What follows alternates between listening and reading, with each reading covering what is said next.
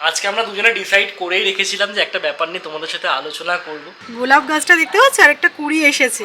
এটা দেখতে সেই অনুষ্ঠান বাড়ির এঁচড়ের মতন হয়েছে, কিন্তু প্রায় 12 বছর পর দেখা, তাই না? কুড়ি দিয়ে এঁচড় কাটা খুব ডিফিকাল্ট। কালকে মহারাষ্ট্রে গুড়ি পড়বা ছিল, মানে আমাদের যেরকম পয়লা বৈশাখে নতুন বছর শুরু হয় সেরকম মহারাষ্ট্রে কাল নতুন বছর শুরু হয়ে গেল। ওদের একটা কাস্টম আমার এত ভালো লেগেছে, ভাবলাম তোমাদের সাথেও শেয়ার করি। নিচের ফ্ল্যাটে দেখলাম একটা এরকম লাঠি এরকম ব্যালকানির সাইডে রেখেছে, সেটাকে সুন্দরভাবে শাড়ি টাড়ি পরিয়েছে, আর উপরে একটা ঘট এরকম উল্টিয়ে রেখেছে, মানে সুখ সমৃদ্ধিতে ঘট উল্টে গেছে। তো এই ব্যাপারটা আমার খুব ভালো লাগলো। আমাদের পয়লা বৈশাখ আসতে হওয়ার খুব বেশি বাকি নেই, তোমরা নিশ্চয়ই চৈত্র সেলে প্রচুর শপিং করছো, এবছরটা আমি খুব মিস করে গেলাম।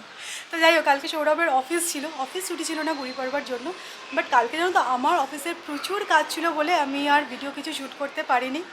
তো যাই হোক, আমরা 1 মাস হয়ে গেলে জানো পুনেতে এসে গেছি। আজকে 23 মার্চ, আমরা এসেছি 23 ফেব্রুয়ারি। 1 মাস কোথা দিয়ে বেরিয়ে গেল বুঝতেই পারলাম না। Good morning SS family, welcome back to the channel. এখন এমন হয়ে গেছে না, আমরা ব্যালকনি ছেড়ে নড়তে পারি না, এত ভালো ওয়েদার হয়ে গেছে। আমরা এটাই আলোচনা করছিলাম যে হিন্দি সিনেমাতে দেখায়, দেখবে অনেক সময় যে খাটিয়া পেতে ছাতে মশারি টাঙিয়ে ছুটছে।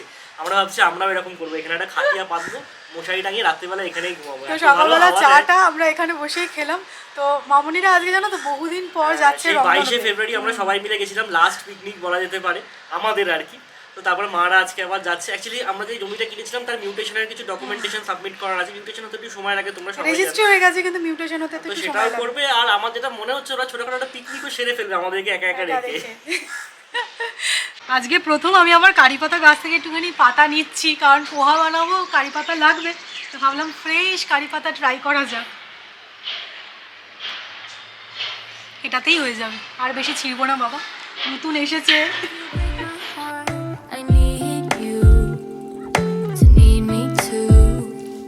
Stay with me when it's getting dark. Hold me tight, close in your arms. I want you to want me too. Why is it so তোমাদেরকে আমার গাছের আপডেট দিতে খুব ভালো লাগে। তো আমার বগুনভিলা গাছটা তোমাদেরকে দেখাই, অবশিষ্ট আর 4টে ফুল আছে, সব ফুল ঝরে পড়ে গেছে হাওয়ায়। আর এই গাছটায় তো খুব সুন্দর ফুল এসেছে। আর একটা জিনিস তোমাদেরকে দেখাই, এই দেখো গোলাপ গাছটা দেখতে পাচ্ছ, আর একটা কুড়ি এসেছে।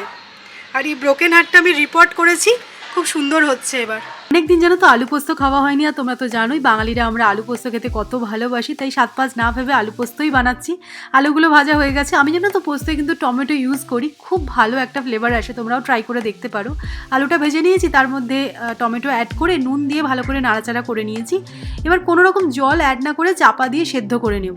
টমেটোর থেকে যেই জলটা রিলিজ হবে সেটা দিয়ে আলুটা সেদ্ধ হয়ে যাবে। এবার আলুটা সেদ্ধ হয়ে যাওয়ার পর পোস্তটা অ্যাড করে ভালো করে নাড়াচাড়া করে নিয়ে একদম ড্রাই করে নিতে হবে। আর লাস্টলি অ্যাড করে দিতে হবে কাঁচা সর্ষের তেল। অবশ্যই এইভাবে ট্রাই করে দেখো, খুব ভালো হয় খেতে। আর তোমরা যদি চাও এর মধ্যে কিন্তু কড়াইশুঁটিও অ্যাড করতে পারো।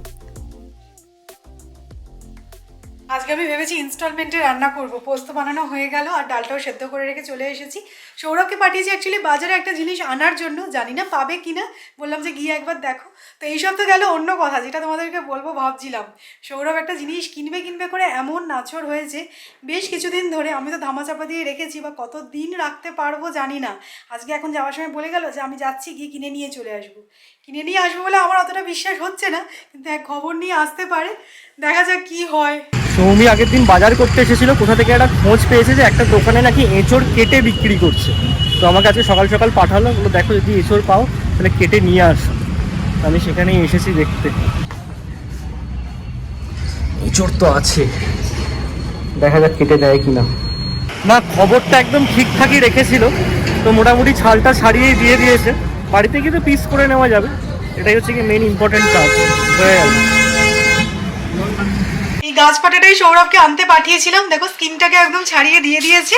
আর আমি একদম প্রিকশন নিয়েছি, দেখো এখানে ফয়েল পেতে নিয়েছি, আর ছুরির মধ্যে সর্ষের তেল মাখিয়ে নিয়েছি। এবার হচ্ছে গিয়ে পাটা বলি নাকি? হ্যাঁ বাবা, আমার ছুরিটায় ধারটা চলে গেছে।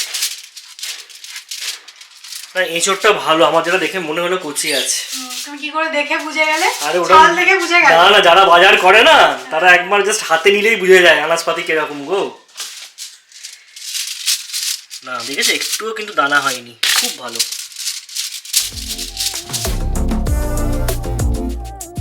আমার অতটাও নলেজ নেই যে এরকম ভাবে দেখে বলে দেবো এঁচড়টা ভালো না বাজে, খেয়ে দেখলে বুঝতে পারবো। তবে যতই ছাল ছাড়িয়ে আনুক না কেন, ছুরি দিয়ে এঁচড় কাটা খুব ডিফিকাল্ট। এই শিরাটা তো বাদ দিতে হচ্ছে, আর আমার ছুরির অবস্থাটাও খুব খারাপ, একেবারে ধার নেই, আমি কসরত করে করছি। ফার্স্টে অনেক ফ্যান্সি ভাবে স্টেজটাকে সাজিয়েছিল, তোমরাই দেখেছিলে ফয়েল টয়েল পেতে টেতে, এখন সব গুছে গেছে। একটু সাহায্য করবো কি? না ঠিক আছে, হয়ে গেছে। 80% কাটা হয়েই গেছে, তারপরেই আমি বলতে এসেছি সাহায্য করবো কিনা। জেনে বুঝি আমি তোমার প্রকৃত বন্ধু গো। এঁচড়টা সেদ্ধ হওয়ার পরে কিন্তু মনে হচ্ছে না খুবই ভালো এঁচড়টা, মানে কলকাতা থেকে সেই এঁচড় এনেছিলাম, পুনেতে বসে এরকম ভালো এঁচড় পাবো ভাবতে পারিনি। চলো আজকে আমি তো নিরামিষে এঁচড় বানাচ্ছি, কারণ চিংড়ি মাছ বাড়িতে নেই, আর সৌরভ আগের দিনকে নিরামিষ এঁচড় করছিল, তাই ভাবলাম যে নিরামিষেই আজকে এঁচড় বানানো যায়। আলু আর এঁচড়টাকে হালকা করে একটুখানি ফ্রাই করে নেবো। বড়নগরের বাড়িতে জানো তো এঁচড় একদম ছোট ছোট করে কাটা হয়, কিন্তু আমি একটু বড় বড় করে এঁচড়টা কাটি, তাহলে যখন কোয়াটাকে ভেঙে খাওয়া হয় বেশি ভালো লাগে, আর একদম মাংসের পিসের মতন লাগে, ওই যে বললাম না গাছপাটা। তো আগে এঁচড়টাকে ভেজে নিচ্ছি, আজকে একটু অন্যরকমভাবে এঁচড়টা বানাবো, তো ভাবলাম তোমাদের সাথেও রেসিপিটা শেয়ার করে দিই। তো বেসিক্যালি নিরামিষে বানাচ্ছি, আর আজকে যেহেতু নিরামিষে বানাচ্ছি, জিরে তেজপাতা শুকনো লঙ্কা ফোড়ন অ্যাড করব, আর তার মধ্যে দিয়ে দেবো আদা বাটা। আদা বাটাটা হালকা একটু নাড়াচাড়া করে নিয়ে এর মধ্যে ড্রাই স্পাইসেস অ্যাড করে দেবো, হলুদ গুঁড়ো, লঙ্কা গুঁড়ো আর জিরে গুঁড়ো। আর কিন্তু কোনো রকম মশলা আমি ইউজ করছি না, তোমরা চাইলেও অল্প একটু ধনে গুঁড়ো অ্যাড করতে পারো। মেন যে ইনগ্রিডিয়েন্টসটা আমি অ্যাড করবো সেটা হচ্ছে চারমগজ আর কাজুটাকে আগে থেকে বেটে রেখেছি, আমার মনে হয় খুব ভালো একটা ফ্লেভার আসবে। আর এর সাথে সাথে অল্প একটু টক দইও অ্যাড করছি। বললাম না একটু অন্যরকমভাবে বানানোর চেষ্টা করছি, একটুখানি কাজের বাড়িতে যেরকম দেখবে এঁচড় বানানো হয় সেই রকম টাইপের। ভালো করে কষে নিয়ে স্বাদ মতো নুন, আর যেহেতু নিরামিষে করছি একটু মিষ্টি মিষ্টি তো হবেই, তো মিষ্টি দিয়ে ভালো করে কষিয়ে নিয়ে ভেজে রাখা আলু আর এঁচড়টা অ্যাড করে দিতে হবে, সামান্য জল দিয়ে ভালো করে ফুটিয়ে নেবো, যাতে এঁচড়টা তো অলরেডি একবার সেদ্ধ করে নিয়েছি আমি, তারপরেও আর কি যাতে গ্রেভির মানে ফ্লেভারটা ঢোকে আর আলুটাও যাতে সেদ্ধ হয়, তাই জন্য চাপা দিয়ে রেখে দেবো। কাজু চারমগজ বাটা দিয়েছি বলে এটাকে আর খুব ঝোল ঝোল করবো না, তাহলে খেতে ভালো লাগবে না। এটা দেখতে সেই অনুষ্ঠান বাড়ির এঁচড়ের মতন হয়েছে, কিন্তু যেহেতু কাজু চারমগজ আছে একদম ওই রকম দেখতে হয়েছে। লাস্টে ঘি গরম মশলা অ্যাড করছি, দ্যাটস ইট।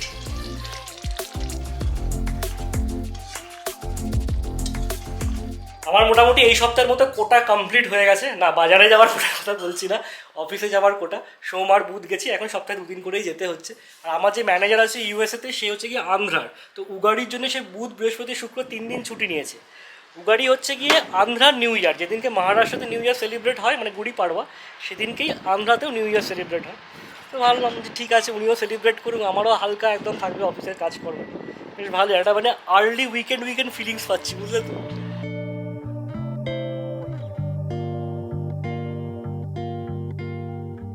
আজকে পুরো আমাদের ডেকোরেটেড লাঞ্চ, হ্যাঁ, ডাল এখানে, তার সাথে পোস্ত চচ্চড়ি, আর এখানে এঁচড়ের তরকারি, আমি যেরকম করে ভালোবাসি ঠিক সেরকম ভাবে। একদম। চলো শুরু করা যাক। না অনেকদিন পর বাড়িতে পোস্ত হলো। হ্যাঁ, আলু পোস্তটা হয়ই না। দেখো ঠিকঠাক করতে পেরেছি কিনা। না না, রান্নাটা ভালো হয়েছে সে ব্যাপারে কোনো সন্দেহ নেই। এঁচড়টা কিরকম যেটা তুমি এনেছো, এটাতে আমার একটু সন্দেহ আছে। না না, দেখে বেছে এনেছি, বললে হবে? তোমাদেরকে আগেই বলেছি যে এঁচড় চিংড়ির থেকে কিন্তু আমার নর্মাল এঁচড়টা খেতেই বেশি ভালো লাগে। হ্যাঁ, চিংড়ি দিয়ে ওটা অ্যাবনর্মাল হয়ে যায়। নর্মাল হয় না। ঠিক আছে তো, রুটি দিয়েও খাওয়া যাবে। দারুণ বানিয়েছো, হেভি হয়েছে।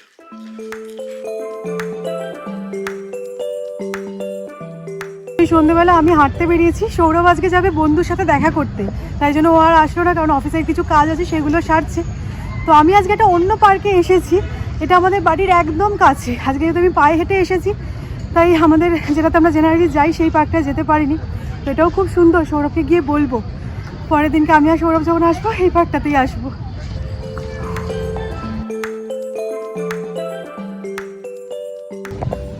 চলো আমার হয়ে গেছে 7:19, এবার আমি বেরোচ্ছি, হেঁটেই যাবো। আর আমি সামনে দেখতে পাচ্ছি পুরো এই আমের দোকানগুলো, তোমাদেরকে বলেছিলাম না এই যে আম নিয়ে বসেছে। তো আমি আজকে এই পার্কটাতে এসেছিলাম, এন্ট্রান্স গেটটা দেখেছো পুরো ফোর্টের মতো। তো চলো বেরোনো যাক। আর এই বাইরে বেরিয়ে দেখো কত কিছু, ফুচকা পর্যন্ত আছে, এইগুলো নাইনসাফি।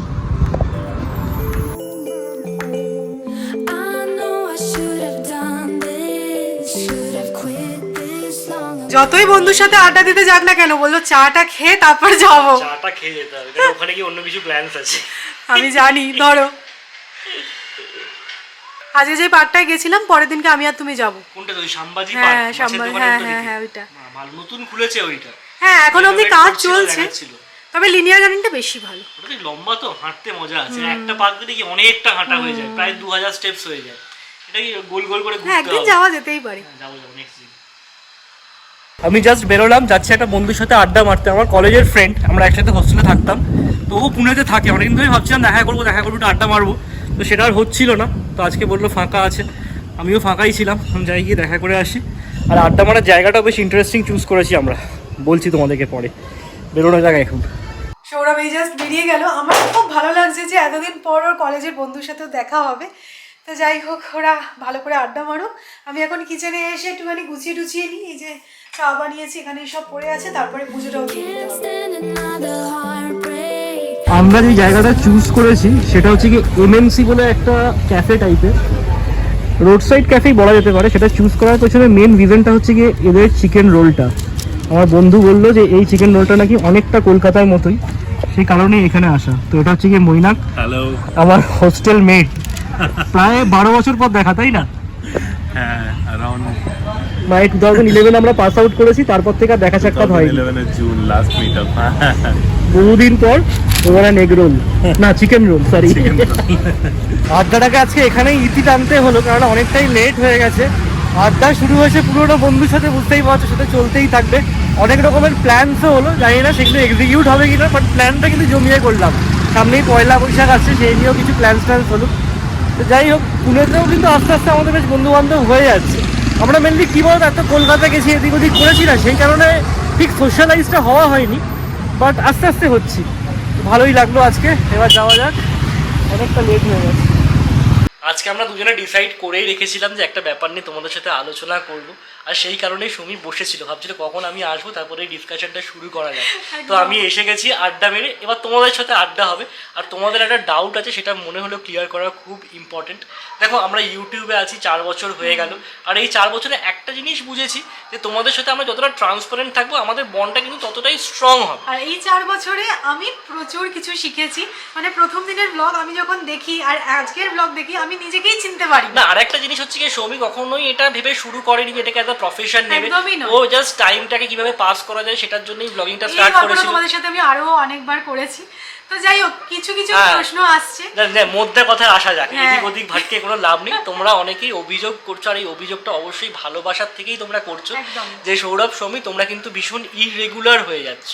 এবার আমি বলছি, আমি যখন প্রথম ভিডিও স্টার্ট করি, যারা আমার পুরনো ভিউয়ার্স তারা জানবে, আমি কিন্তু এই চ্যানেলে কোনোদিনও ডেইলি না, ব্লগ ইন্ডিয়ান দিতাম না। ব্লগার সুমি চ্যানেলে সৌমি যখন ফার্স্ট স্টার্ট করেছিল, তখন ওই সপ্তাহে একদিন 3 দিন। একদিন অন্তর করে দিত ভিডিও। তারপর আমরা যখন ইন্ডিয়া আসি, আমাদের লাইফটা খুব হ্যাপিনিং ছিল। মানে আমাদের এখানে ইন্টেরিয়ার হচ্ছে, এদিক ওদিক যাচ্ছে, আমরা ডেইলি ব্লগিং করার চেষ্টা করেছি, রোজ তোমাদের সামনে নতুনত্ব কিছু প্রেজেন্ট করার চেষ্টা করেছি। এখানে না, আমি যেটা বুঝেছি, যতখানি আমার নলেজ আছে, এখানে না এক একটা জনার আছে। মানে কেউ ফুড ব্লগিং করে, কেউ ট্রাভেল ব্লগিং করে, কেউ ডেইলি ব্লগিং করে, কেউ লাইফস্টাইল ব্লগিং করে। তো আমি কিন্তু কোনোদিনই নিজেকে পোর্ট্রে করিনি যে আমি ডেইলি ব্লগার। আমি নিজেকে পোর্ট্রে করি আমি একজন লাইফস্টাইল ব্লগার।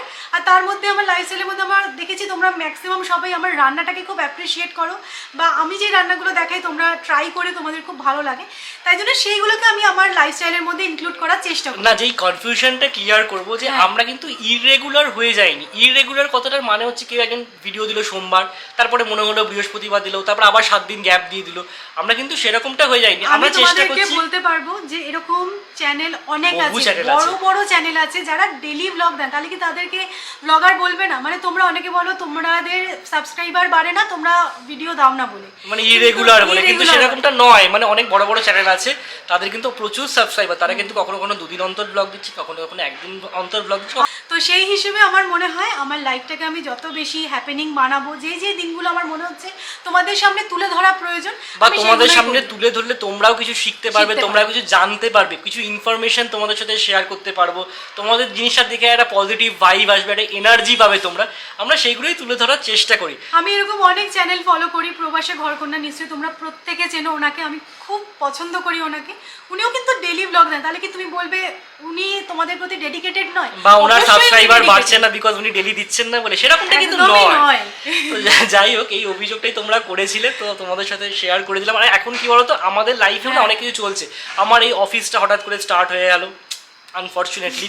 তার মধ্যে সৌমির অফিসের কিছু কাজ আছে, দেখো আমিও না অফিসের কাজটা খুব ভালোবেসে করছি, কোপ আপ করতে আমাদের একটু সময় লাগছে। মানে 3 বছর, মানে এই 18th মার্চ 3 বছর হয়ে গেল আমি অফিস যাই না, হঠাৎ করে এখন যাচ্ছি, মানে 2 সপ্তাহ হলো যাচ্ছি। মানে বুঝতেই পারছো মাথার উপর প্রচুর চাপ এসে পড়েছে।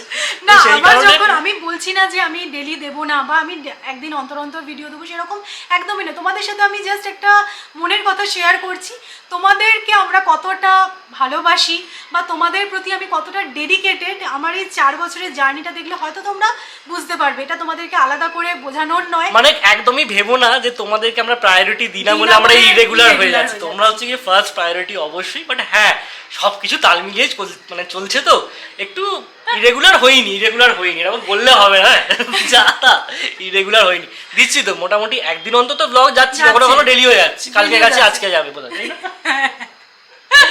না এটাই তোমাদের সাথে শেয়ার করার দরকার ছিল, কারণ তোমরা অনেকে হয়তো আমার ওপর অভিমান করেছো যে সৌমি তুমি কেন আসছো না, তোমাকে খুব মিস করি আমরা। কিন্তু আমার মনে হয় মিস করলে পুরোনো ব্লগগুলো দেখো, অনেক ভালো ভালো ব্লগ আছে, প্লিজ।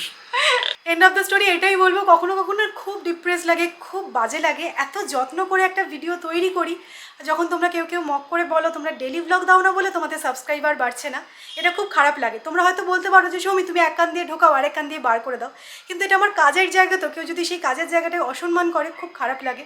তাই জন্যই বারবার ধরে তোমাদেরকে বলছি যে এরকম অনেক বহু চ্যানেল আছে যাদের প্রচুর সাবস্ক্রাইবার কিন্তু ডেলি ব্লগ দেয় না। তার মানে কি তারা তোমাদের প্রতি ডেডিকেটেড নয়? তারা কি ভালো ব্লগ বানায় না? যারা ডেলি ব্লগ বানাচ্ছে আমি তাদেরকেও ছোট করছি না, কিন্তু যারা ডেলি দিতে পারে না পারিপার্শ্বিক চাপের জন্য তাদেরকেও ছোট করার রাইট কারণ নেই। যাই হোক, তোমাদের সৌমি তোমাদেরকে প্রমিস করছে যতটা পসিবল, মানে আমার সমস্ত কাজ সামলিয়ে তোমাদের জন্য অ্যাজ মাচ অ্যাজ পসিবল আমি ব্লগ শুট করার চেষ্টা করব। আমিও হেল্প করবো। দেখো আমিও অফিস যাচ্ছি, মানে প্রচন্ড চাপ, বুঝতেই পারছো, তাও আমি ব্লগিং করবো, কথা দিলাম। তো যাই হোক, এটাই তোমাদের সাথে শেয়ার করার ছিল। প্লিজ আমাদের উপর রাগ করো না। না রাগ করেনি, কেউ রাগ করেনি। যারা অভিযোগ করছো আমি জানি ভালোবেসে করছো, আমরা ভালোবাসা ফিল। আর সবাইকে একটুখানি বলো তো সাবস্ক্রাইব করার জন্য। তোমরা অনেকে লেগো সৌমি তোমার চ্যানেলে সাবস্ক্রাইবারই বাড়ে না, মানে কচ্ছপের মতো বাড়ে, সত্যি কথা। মানে কচ্ছপের মতো বাড়ে ঠিক কথা, কিন্তু কচ্ছপ তো রেসটা জিতেছিল, আমরা কি জিততে পারছি না? আমরা জিতবো একদম, তোমরা হাতে থাকলে নিশ্চয়ই জিতবো। তো এটা হচ্ছে কি আমাদের ডিনারের প্লেট, রুটি, তার সাথে চিকেন তরকা আর এঁচড়ের তরকারি। না প্লেটটা মন্দ লাগছে না দেখতে। তো চলো আজকের মতো ব্লগটা এখানেই এন্ড করছি। যদি ভালো লাগে লাইক করো, শেয়ার করো, প্লিজ সাবস্ক্রাইব করো। কালকে আবার দেখা হচ্ছে। টাটা।